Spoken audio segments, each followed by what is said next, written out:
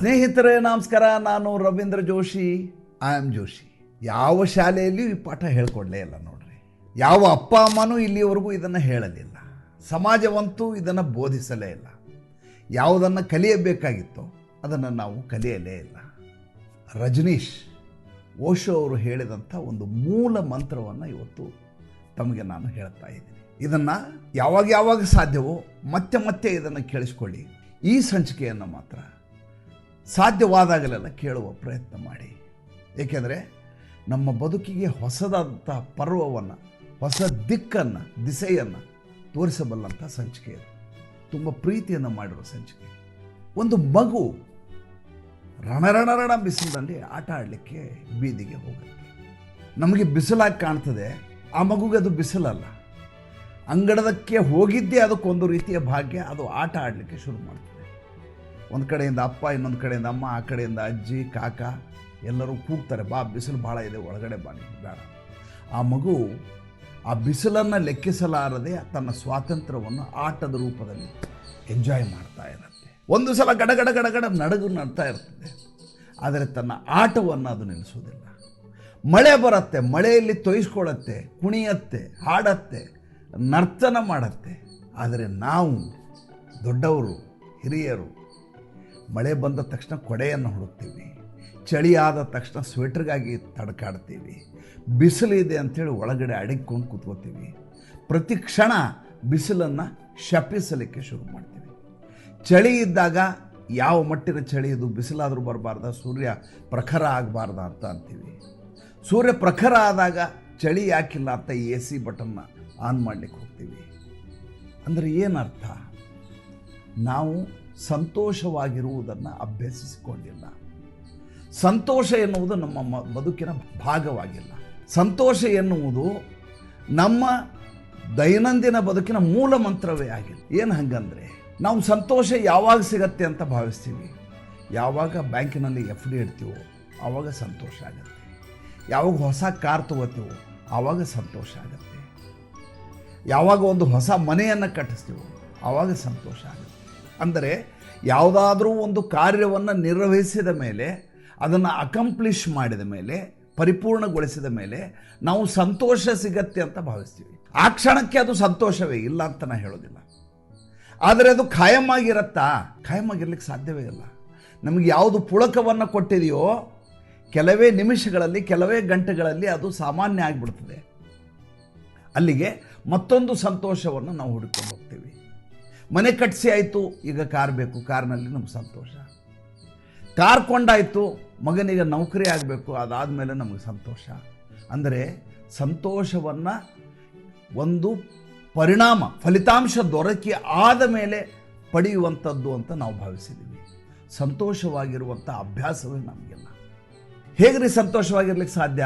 ಬ್ಯಾಂಕಿನಲ್ಲಿ ಸಾಲ ಇದೆ, EMI ಕಟ್ಟಬೇಕು, ಮನೆ ಕಟ್ಟಿಸ್ಬೇಕಾಗಿತ್ತು, ಮನೆ ಕಟ್ಟಿಸಿಲ್ಲ, ಆ ಯೋಚನೆ ಇದೆ, ಮಕ್ಕಳಿಗೆ ಎಜುಕೇಷನ್ ಮುಗಿದಿಲ್ಲ, ಟ್ಯೂಷನ್ಗೆ ಸೇರಿಸ್ಬೇಕು, ದುಡ್ಡಿಲ್ಲ.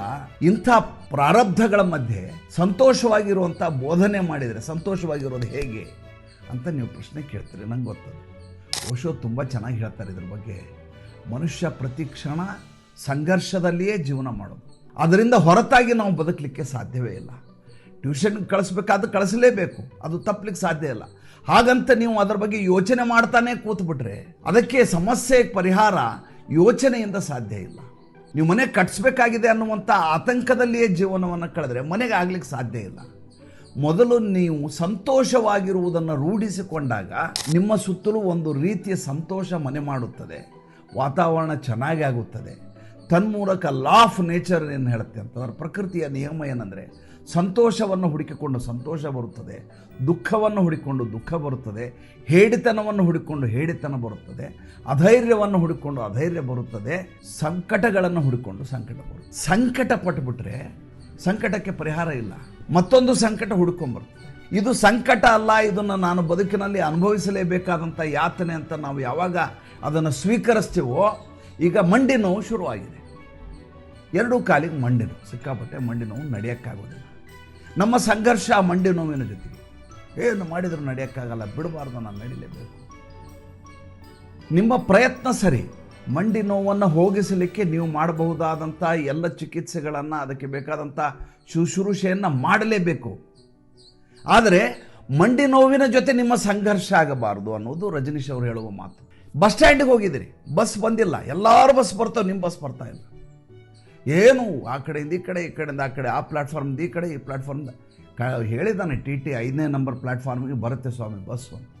ನೀವು 5ನೇ ನಂಬರ್ ಪ್ಲ್ಯಾಟ್ಫಾರ್ಮಲ್ಲಿ ನಿಲ್ಲಕ್ಕೆ ರೆಡಿಯಲ್ಲಿ 7ಕ್ಕೆ ಹೋಗ್ತೀರಿ, 6ಕ್ಕೆ ಹೋಗ್ತೀರಿ, ಅಲ್ಲೇನಾದರೂ ಬಂದು ನಿಂತಿದೆಯಾ, ಇಲ್ಲೇನಾದರೂ ಬಂದು ನಿಂತಿದೆಯಾ, ಟೈಮ್ ಆಗಿ ಹೋಗಿದೆ.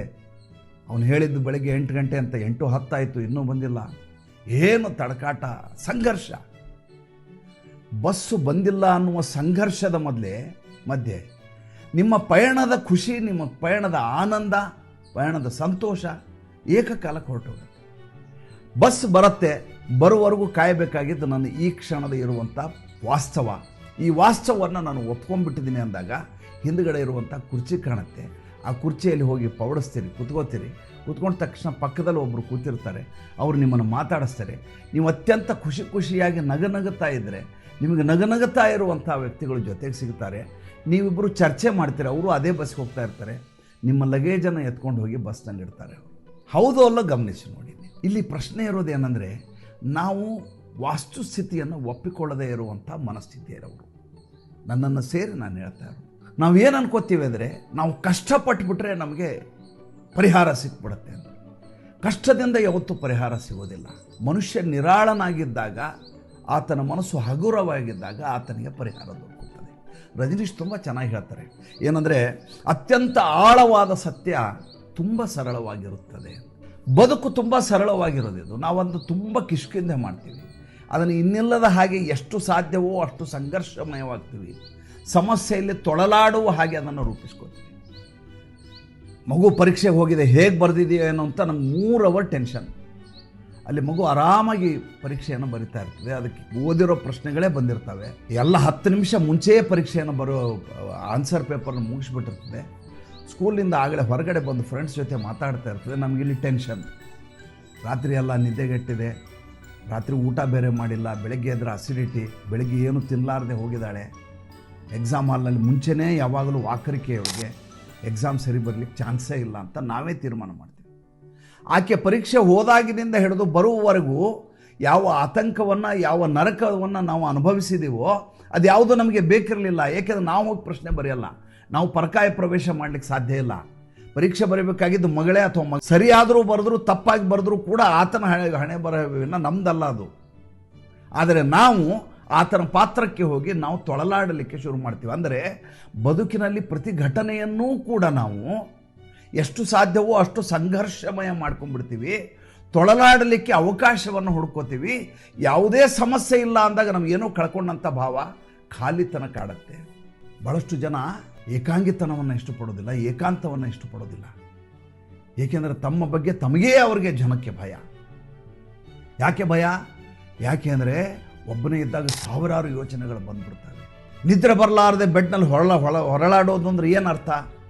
ಹೊರಳಾಡೋದು ಅಂದರೆ ನಿಮ್ಗೆ 100 ವ್ಯಾಧಿಗಳು ಏಕಕಾಲಕ್ಕೆ ನಿಮ್ಮ ತಲೆಯಲ್ಲಿ ಮುತ್ತಿಕೊಂಡಿದ್ದಾವೆ. ಅಷ್ಟು ವಿಚಾರಗಳನ್ನು ಏಕಕಾಲಕ್ಕೆ ಮಾಡ್ತಾ ಇದ್ದೀರಿ. ಯಾವುದೋ ಕ್ಷಣದಲ್ಲಿ ದಣಿವಿಗೆ ನಿದ್ದೆ ಬಂತು. ಮನೆ ಬಿಟ್ಟ ತಕ್ಷಣ ಟ್ರಾಫಿಕ್ನ ಸಂಘರ್ಷ, ಅಲ್ಲಿಂದ ಆಫೀಸ್ಗೆ ಹೋದರೆ ಬಾಸು ಅಥವಾ ಸಹೋದ್ಯೋಗಿಯ ಜೊತೆ ಸಂಘರ್ಷ, ಅಲ್ಲಿಂದ ಊಟಕ್ಕೆ ಹೋದರೆ ಕ್ಯಾಂಟೀನಿನಲ್ಲಿ ಸಂಘರ್ಷ, ಊಟ ಸರಿಯಾಗಿಲ್ಲ ಅಂತ ಇನ್ನಿಲ್ಲದ ಹಾಗೆ ಅದರ ಬಗ್ಗೆ ಇನ್ನಿಲ್ಲದ ಹಾಗೆ ಬೇಸರ, ಅದಲ್ಲದೆ ಬರಬೇಕಾದ ಬೋನಸ್ ಬಂದಿಲ್ಲ ಅಂತ ಸಿಟ್ಟು, ಆಕ್ರೋಶ, ಮನೆಗೆ ಹೋದರೆ 28 ಲಿಸ್ಟ್ ಕೊಡ್ತಾಳೆ ಹೆಂಡ್ತಿ ಅನ್ನುವಂಥ ಯೋಚನೆ. ಇಡೀ ದಿವಸವನ್ನು ಗಮನಿಸಿ, ಅಕ್ಷರಶಃ ನಮ್ಮ ಬದುಕು ಯುದ್ಧಮಯವಾಗಿರ್ತೇವೆ ವಿನಃ ಅಲ್ಲಿ ಎಲ್ಲಿಯೂ ಕೂಡ ನೆಮ್ಮದಿ, ಸಮಾಧಾನ, ಖುಷಿ, ನಿರಾಳತೆ, ಆಹ್ಲಾದ ಇರೋದೇ ಇಲ್ಲ. ನಾವು ಆಹ್ಲಾದವನ್ನು ಹುಡುಕೋದೇ ಎಲ್ಲಿ ಅಂತಂದರೆ, ಪಿಕ್ನಿಕ್ ಹೋದಾಗ ಸೆಲ್ಫಿ ತಕ್ಕುತ್ತೇವಲ್ಲ, ಅವಾಗ ಒಂದು ಸಲ ನಗ್ತೀವಲ್ಲ, ಅಲ್ಲಿ ನಮಗೆ ಆಹ್ಲಾದ ಕಾಣುತ್ತೆ. ಆ ಕ್ಷಣಕ್ಕೆ ಮಾತ್ರ, ಕ್ಷಣಾರ್ಧದ ಆಹ್ಲಾದ.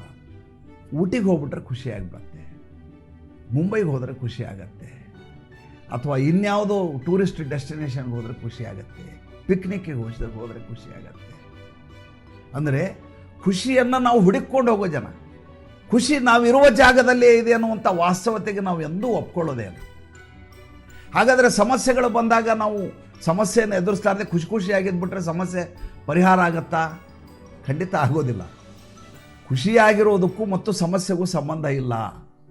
ಸಮಸ್ಯೆ ಎನ್ನುವುದು ನೀವು ಕೇಳಿದರೂ ನೀವು ಕೇಳದೆ ಹೋದರೂ ನೀವು ಖುಷಿಯಾಗಿದ್ದರೂ ನೀವು ಯಾತನಾಮಯವಾಗಿದ್ದರೂ ಕೂಡ ಸಮಸ್ಯೆಯಾಗೇ ಇರುತ್ತದೆ.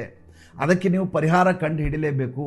ಆ ಪರಿಹಾರ ಕಂಡು ಹಿಡಿಲಿಕ್ಕೆ ನೀವು ಮ್ಲಾನವದನ ಮಾಡಿಕೊಂಡು ಜಟಿಲಗೊಳಿಸಿಕೊಂಡು ಸಂಘರ್ಷ ಮಾಡಿಕೊಂಡು ಸಣ್ಣ ಸಮಸ್ಯೆಯನ್ನು ದೊಡ್ಡ ಬೃಹದಾಕಾರದ ಬೆಟ್ಟವನ್ನಾಗಿ ಮಾಡ್ಕೋಬೇಕಾದ ಅಗತ್ಯತೆ ಇಲ್ಲ. ಖುಷಿಯಾಗಿರೋದು ನಮ್ಮ ಅಂತಿಮ ಗುರಿಯಾಗಿರಬೇಕು. ಸಾಫಲ್ಯತೆ ಅನ್ನೋದಿದೆಯಲ್ಲ, ಸಫಲರಾಗಬೇಕು, ಯಶಸ್ವಿ ಆಗಬೇಕು, ಅಲ್ಲಿ ಸಂತೋಷ ಸಿಗತ್ತೆ. ಇಲ್ಲ, ಸಂತೋಷವಾಗಿರೋದು ನಮ್ಮ ಮೂಲ ಜೀವದ್ರವ್ಯ ಆಗಿರಬೇಕು. ನಾವು ಸಂತೋಷವಾಗಿದ್ದರೆ ಸಾಫಲ್ಯ ನಮ್ಮದಾಗುತ್ತದೆ, ಸಫಲತೆ ನಮ್ಮದಾಗತ್ತೆ, ಯಶಸ್ಸು ನಮ್ಮದಾಗತ್ತೆ, ಸಕ್ಸಸ್ ನಮ್ಮದಾಗತ್ತೆ. ನಮ್ದು ಹಂಗಲ್ಲ, ಉಲ್ಟಾ. ನಮ್ಮ ಫಾರ್ಮುಲಾ ಹೆಂಗಂದರೆ ಏನಾದರೂ ಅಚೀವ್ ಮಾಡಿಬಿಟ್ರೆ ನಾವು ಭಾಳ ಸಂತೋಷವಾಗಿರ್ತೀವಿ. ನಾನು ವಿಡಿಯೋ ಮಾಡ್ತೀನಿ, ಒಬ್ಬ ಯೂಟ್ಯೂಬರು, ಸೋಷಿಯಲ್ ಮೀಡಿಯಾ ಇನ್ಫ್ಲೂಯೆನ್ಸರ್. ನನ್ನ ವಿಡಿಯೋ 1,00,000 ಓಡಿಬಿಟ್ರು, 1,00,000 ಜನ ನೋಡಿಬಿಟ್ರೆ ನಂಗೆ ಭಾಳ ಖುಷಿ ಆಗುತ್ತೆ.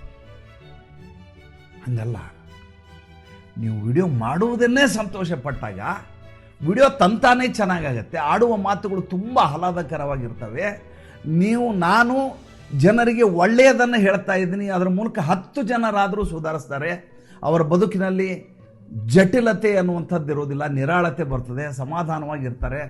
ನಾನು ಮಾಡುವಂಥ ಇದಕ್ಕಿಂತ ಒಳ್ಳೆಯ ಕೆಲಸ ಯಾವುದಿದೆ ಅಂತ ನಾನು ಸಂತೋಷ ಪಟ್ಬಿಟ್ರೆ 1,00,000 ಜನ ನನ್ನ ವಿಡಿಯೋ ನೋಡಿದ ಮೇಲೆ ಭಾಳ ಆನಂದವನ್ನು ಅನುಭವಿಸ್ತಾರೆ, ನಿರಾಳತೆಯನ್ನು ಅನುಭವಿಸ್ತಾರೆ. ಹೌದಲ್ವ, ಎಂಥ ಸಿಂಪಲ್ಲು, ನಾವು ಇದನ್ನ ಅರ್ಥನೇ ಮಾಡ್ಕೊಳ್ಳಿಲ್ಲ ಅಂತ ಅನ್ಕೋತಾರೆ. ನನ್ನ ಗುರಿಯೇ ಜನ ಅದನ್ನು ನೋಡಲೇಬೇಕು. ಯಾಕೆ ನೋಡೋದಿಲ್ಲ, ಇಷ್ಟು ಒಳ್ಳೆಯ ಸಬ್ಜೆಕ್ಟ್ ಹೇಳ್ತಾ ಇದ್ದೀನಿ, ಇದನ್ನು ನೋಡಬೇಕು ಜನ, ಇಂಥದನ್ನು ನೋಡಿದರೆ ಇನ್ಯಾವ್ದು ನೋಡ್ತಾರೆ ಅಂತ ಅಂದ್ಕೊಂಡು ನಾನು ಕ್ಯಾಮ್ರಾ ಮುಂದೆ 2 ಕಡೆ ಲೈಟ್ಗಳು ಇಟ್ಟಿದ್ದಾರೆ, ಕ್ಯಾಮ್ರಾಮನ್ ಎದುರಿಗೆ ನಿಂತಿದ್ದಾರೆ. ಇವ್ರ ಎದುರಿಗೆ ನಾನು ಮಾತಾಡಲಿಕ್ಕೆ ಶುರು ಮಾಡಿದರೆ ನನ್ನ ಒಳಗಡೆ ಇರುವ ಭಾವ ಇದೆಯಲ್ಲ, ಅಂತರ್ಧ್ವನಿ ಇದೆಯಲ್ಲ, ಅದರ ಒಳಗಡೆ ಆಳತೆನೇ ಇರೋದಿಲ್ಲ.